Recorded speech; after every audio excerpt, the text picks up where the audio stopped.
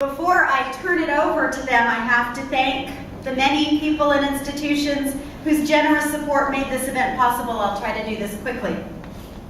Our sponsors are OSU Women's Giving Circle, the Horning Endowment in the Humanities, the Hundair Endowment in Religion and Culture, the School of History, Philosophy, and Religion, the School of Language, Culture, and Society, the School of Public Policy, the College of Liberal Arts, the Vice Provost for Student Affairs, OSU Libraries, OSU Center for the Humanities, the OSU President's Commission on the Status of Women, and the League of Women Voters of Corvallis.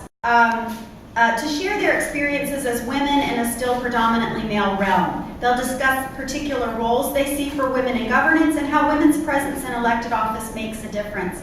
After the roundtable, former Oregon Secretary of State and Governor Barbara Roberts will close out our symposium with some thoughts about the future of women in America. To be experts on this topic, and I apologize that it's brief, but I could spend the entire time summarizing their vast experiences. But just to give you a little snapshot before they start telling you about themselves, immediately to my right is Julie Manning, the current mayor of Corvallis. She's been in that office since 2010. And as you know, this is an extremely time-consuming, almost diplomatic career that's difficult balancing work of representing the community. Of course, her political activities span much more than that. Her path to politics is strewn with many hours of volunteer service. It's Representative Sara Gelser, who entered the state legislature in 2005 as one of the 5 under 35, that new round of young representatives, and she's currently the Assistant Majority Leader.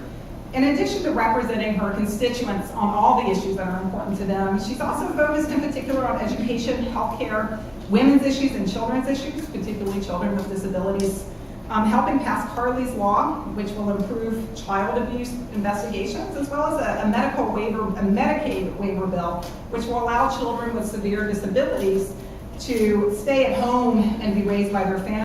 Next, we have Governor Roberts, and again, I apologize, it sort of seems like I'm doing this assembly line of introductions. But as many of you know, she was elected as Oregon's first female governor in 1990, making her sort of one of the first tier of 10 female governors. And that's after serving in the House of Representatives for Oregon as Majority Leader and then as Secretary of State. Again, she worked hard to represent all of the interests of Oregonians, but some of her signature issues were establishing funding for the Oregon Health Plan, increasing funding for Head Start, advocacy for special needs children, and environmental management, among others. Not to content to rest on her laurels, which includes 2 books and buildings and schools named after her. She's taught leadership at PSU and Harvard's Kennedy School of Government. Governor Roberts, we have Senator Jackie Winters, who started her political career in service to Governor Tom McCall and Victor Attia. Then moved on as a state representative for District 31, before then becoming state senator in 2002, where she has served in that capacity. Far right, we have, and I keep saying chairperson, I hope that's okay, Dolores D. Pigsley, who's the chairperson of the Siletz tribe, a position she has held and been elected to and re-elected to for the past 27 years.